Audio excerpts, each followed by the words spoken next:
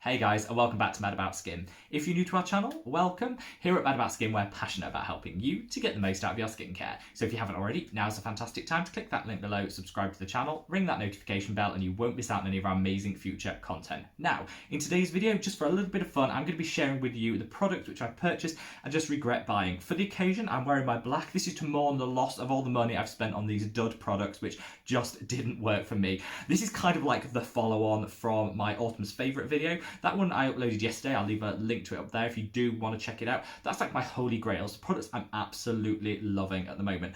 This is kind of like the opposite. Products which I've tried, and all of these have been robustly tested. So it's not like I've used them once, didn't really like them. These are all products which I've used time and time again. I've just realised don't work for my skin, don't add that much to my skincare routine, or I just don't think are worth the money. These are the products which I regret buying and obviously won't be repurchasing. Now, I will caveat this by saying, just because it didn't work for me, doesn't mean that these products can't work for you. Skincare is personal and unique to your skin, so leave me a comment below if any of these products have like really worked for you when they're like your Holy Grail products. Leave me a comment below and let's start the conversation. But anyway, enough waffle, let's get straight onto it. And I guess we have to talk about cleansers first. Well, I've actually been really lucky with cleansers at the moment. I've found some really good ones that work amazingly for my skin, get off all the dirt, the debris, the SPF, and the things that I just don't want on my skin. I'm really loving the Alpha H balancing cleanser. Obviously, I like the Oat Cleansing Balm by the Inkey List. That's a firm favourite. And the ordinary square lane cleanser is like really good and one of my go-tos when I want to do a facial massage. They're like the hits, the products I love. I haven't really been using any cleansers which haven't worked for me because I tend to be just staying with those three at the moment. But when it comes to micellar waters, that's a different story.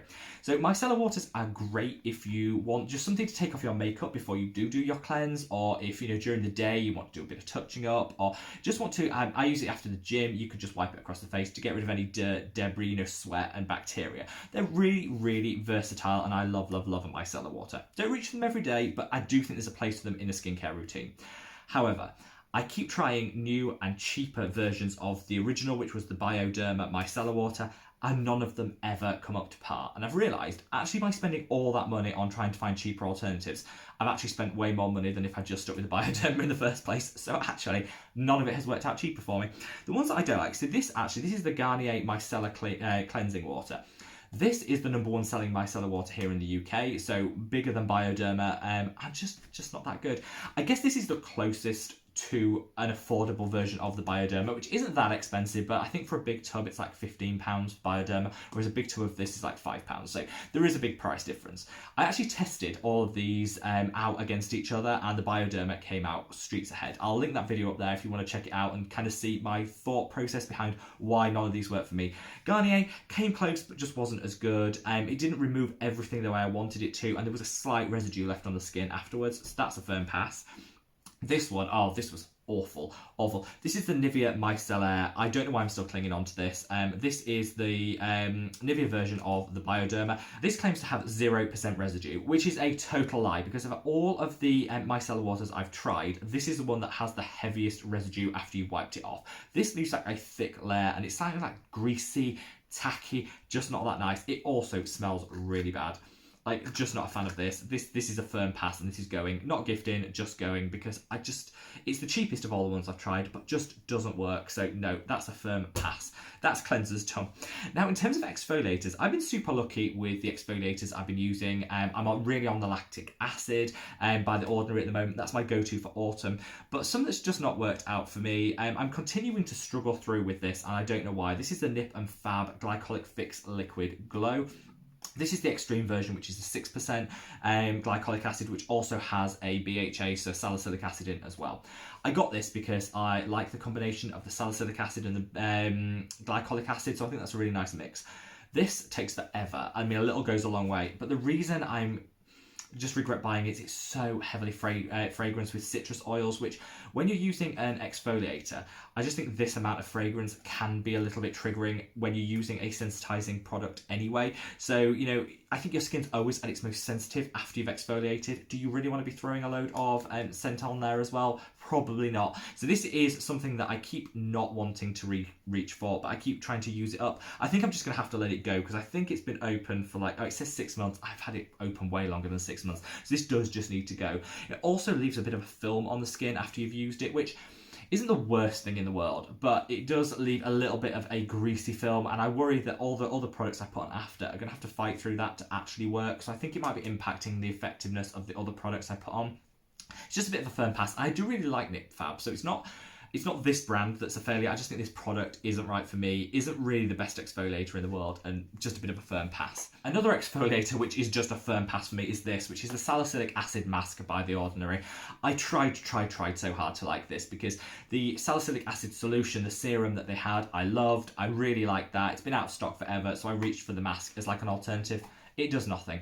It doesn't work. I don't feel it's as strong, even though it's 2%, so it should be like for the serum. I don't feel it does as good and robust exfoliation as the serum did. It's black, so it's super messy. It gets all over your vanity, all over your towels, which is just a bit grim. I don't think it needs to be that colour. I guess it's got charcoal in, but I'm not a fan of charcoal anyway. I do find it a little bit on the drying side, which isn't great because I didn't find the serum to be too drying, so I just don't think it's an exact replica of the serum. I know The Ordinary like to pretend it is and say it's the same as the serum.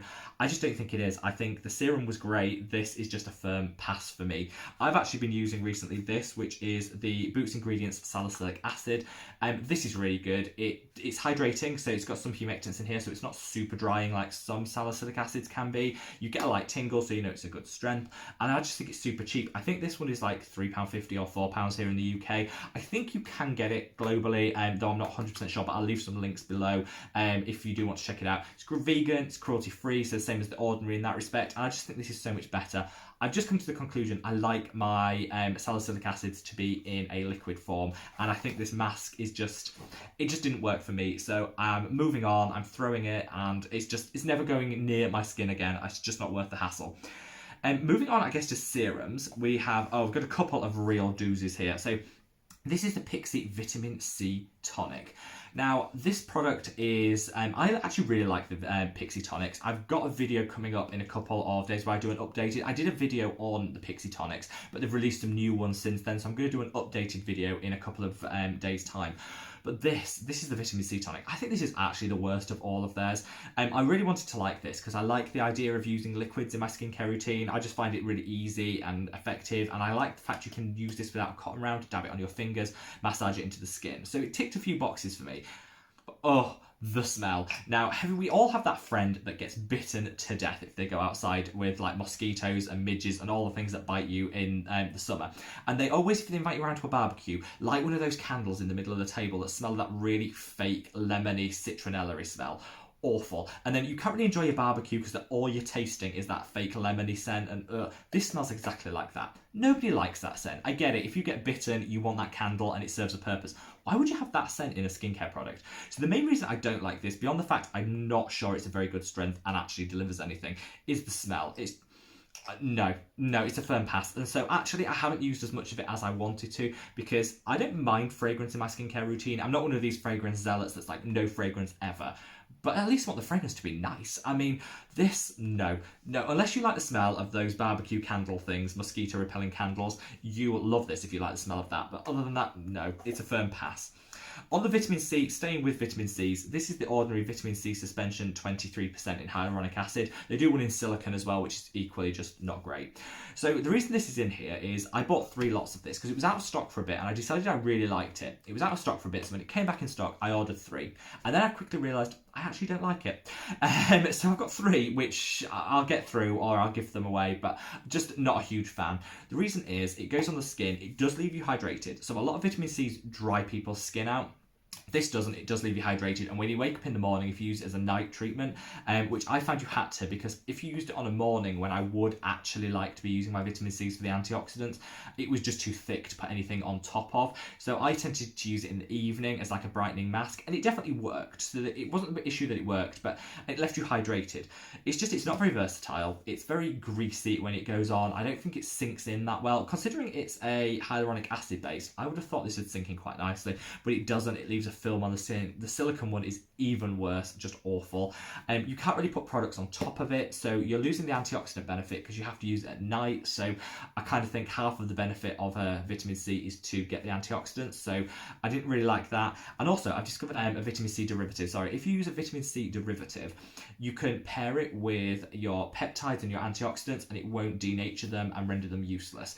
Whereas if you use a full strength L-ascorbic acid like this, you have to be careful what you're pairing it with. It just gets very confusing. So actually I've switched from pure form vitamin C L-ascorbic acid through to some of the derivatives. If you kind of want to know which one to pick for you, I did a video on it, so I'll link it up there. So check that out, because actually there's so many to choose from that give you that gorgeous glow to your skin that we want from a vitamin C, without any of the hassle and having to worry where to pair it and the greasiness. And there's one for everybody. So check that video and pick one of those and kind of just say goodbye to this, which is the 23% in hyaluronic acid, and the silicone one, equally just not great.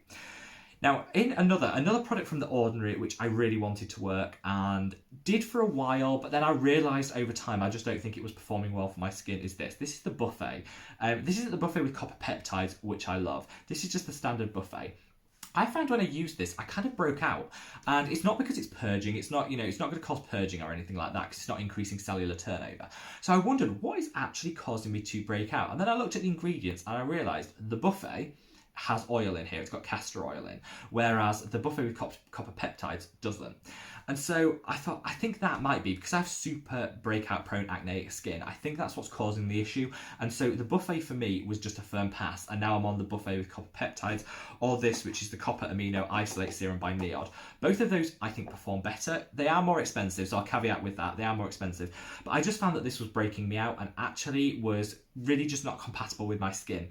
I think if you have dry skin, this could be great. I think even if you've got normal skin, fantastic. But if you're acne prone, I just think you run the risk of a breakout with this because of the oil content. Leave me a comment below. Do you have oily skin and the Buffet works for you? Because it's hard to isolate when you have a lot of products in your routine. It's hard to isolate the one that is breaking you out. But I stopped using this and switched to the oil-free copper version.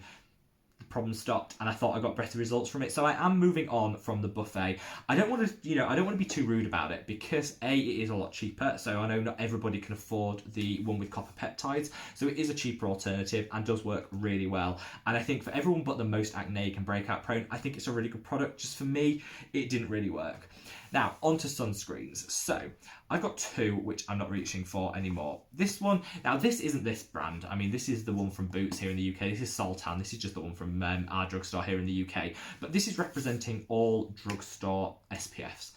I've tried facial SPFs, we don't mind, we've got so much choice. When it comes to the body, you want a cheaper product because you're slathering it all over your body, so you're using a lot more product. So you do want a cheaper product. So we reached for the drugstore, and I've realised just none of them are that pleasant to use. When you find a really, really nice one for your face, a really nice facial SPF, and then you put one of these thick, gloopy, scented ones on your body, and you're like, it just doesn't work for me. And so I've been desperately hunting for a really nice, pleasant to use body sunscreen, and I found this one. This is the Make Prem, which I actually featured in my favourite Korean SPFs because it's a Korean brand, which I'll link that video up there if you want to explore it and hear a little bit more about this product. I love this product. It's mineral, which is fantastic, and it goes on like that. It smells divine, it sinks straight in, and is just a genuinely gorgeous and amazing product. So this, and you get a load of product in here. It's not quite drugstore prices. It's a little bit more expensive than that. So I will caveat that. It's not an exact dupe, but you get loads of product in here, which is great. So you can use it all over the body. It sinks in. You don't feel like you're wearing a thick, occlusive SPF. And it's kind of like the body version of a really nice Korean facial SPF. So this is a firm favourite of mine, and I would definitely recommend this over just the generic drugstore ones, which I get if you have a family and you're on a budget and you want a lot of sunscreen for not too much money. They're definitely better than not applying sunscreen. But I just think if you can afford to spend a little bit more, there's so much more out there, and I'll be moving to the Make Prem over the generic drugstore brands. Finally, for the SPFs, this by The Ordinary. This is the Mineral UV filters. I'm mentioning this because they have got, coming soon, new from The Ordinary, they have got 2 new chemical sunscreens. Now, they're not due till next year, so don't get your hopes up. They're not going to be a pre-Christmas stocking filler. But I'm hoping that they're going to be so much better than this, because this is their mineral version. It is so white cast and ashy. It's thick, it's greasy, it doesn't sink in. They do an SPF 15. Why? I don't know, because it's 30 or nothing in my book. So I don't know why they have the 15. This is the 15 because that's all they had in stock when I wanted to try it. just really, really bad. I'd say this is one of the worst products by The Ordinary, and most of their products are a hit, but this is just a firm fail. So I'm hoping when they reformulate and they have their chemical SPF coming next year, I'm hoping it'll be really good and I'll reach for it, because I do love a really affordable SPF, and I'm hoping that some of the Canadian, American, UK brands have learned from the Korean technologies and can incorporate some of that and give us that truly lightweight, invisible sunscreen that we all crave. So fingers crossed. I've got high hopes, but I'm just thinking this, firm pass. There you go, guys. Those are the products which I've tried and have been a fail. There's loads of other products which I try and I'm not just, not super enthusiastic about and just don't want to incorporate in my skincare routine, but they're not bad products. These are the ones which I just think actually they did more harm than they did good. They're just not products I particularly liked or enjoyed in my routine. They're not the meh, these are the mwah, mwah, mwah products. I'd love to know what you think. What are your absolute fails? What are those products of 2020 that you've picked up, tried, and just did not work for you? Leave me a comment below and let me know. Also, if you give this video a big thumbs up, I'd love you forever, as it really helps the channel. And wherever you are in the world, guys, stay safe, stay well, and I'll see you in the next one. Take care. Bye.